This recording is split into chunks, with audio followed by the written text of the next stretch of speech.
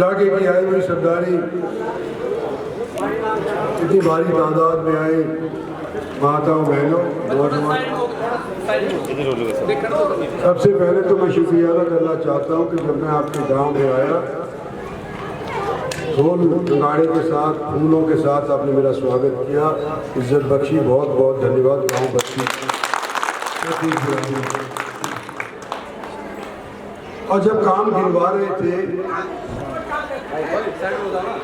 तो ये नहीं कि काम कभी अंत हो जाता है, एक काम मुकम्मल होता है तो दूसरा काम शुरुआत होता है। और जब मैंने इस गांव को गोद ले ही रखा है तो कोई भी कसर नहीं छोड़ी जाएगी, ये आप लोगों को अच्छा। आज मुझे आप लोगों के सहयोग की आवश्यकता है। तीसरी बार भारतीय जनता पार्टी की टिकट पे इलेक्शन लड़ रहा हूं और हर इलेक्शन जो मैं लड़ा हूं पहले इलेक्शन से ज्यादा वोटों से जीता हूं।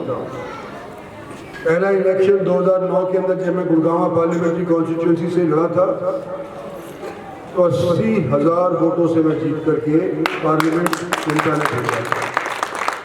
14 में वो नफरी बढ़ करके 2.5 लाख हो गई और 19 के अंदर जब मैं इलेक्शन लड़ करके पार्लियामेंट आप लोगों ने भेजा तो 4.25 लाख की नफरी से मेरे को जिता कर। यही मेरी पार्टी का हाल रहा। सन 14 के अंदर जब पार्टी सत्तासीन हुई थी तो उस टाइम 273 MP लोगों ने हमारी पार्टी को दिए थे। नरेंद्र मोदी को हमने प्रधानमंत्री बनाया था। वो इलेक्शन जब 19 का हुआ तो नफरी बढ़ करके 303 MP की हो गई और अब हम उम्मीद करते हैं कि 303 से भी कहीं ज्यादा MP देश की जनता हमारे को देगी। और क्यों हम उम्मीद कर रहे हैं? हम उम्मीद इसलिए कर रहे हैं कि ये पिछले 8-10 बरस, कोविड के 2 साल छोड़ दे तो ये 8-10 बरस हमने देश के निर्माण के लिए पूरे तौर के ऊपर प्रयत्न किए और देश के निर्माण करवाने के लिए सबसे ज्यादा आवश्यक क्या चीज है? इंफ्रास्ट्रक्चर।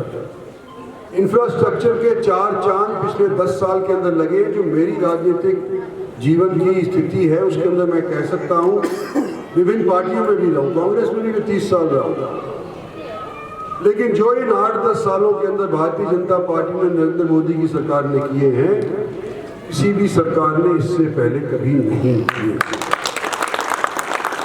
ये नींव भरी गई है। हमारी आजादी को 75 साल पूरे हुए। जब हम सन 1947 के अंदर आजाद हुए थे उस टाइम हमारे देश की स्थिति ये थी कि सुई भी बाहर से आती थी और आज के दिन हम स्पुतनिक और बड़े बड़े सैटेलाइट एक टाइम के ऊपर 4-4, 10-10 सैटेलाइट अनेक मुल्कों के अंतरिक्ष के अंदर भेज रहे हैं। हमारे देश ने तरक्की करी, इसके कोई राय नहीं।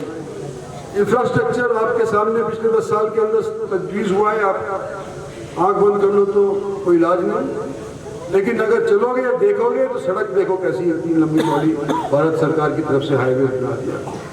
किस तरह से रेल लाइन की योजनाएं बनाई है, किस तरह से गुड़गांव के अंदर हमने मेट्रो के लिए 5,500 करोड़ की मेट्रो के लिए प्रधानमंत्री से पत्थर रखवाया है।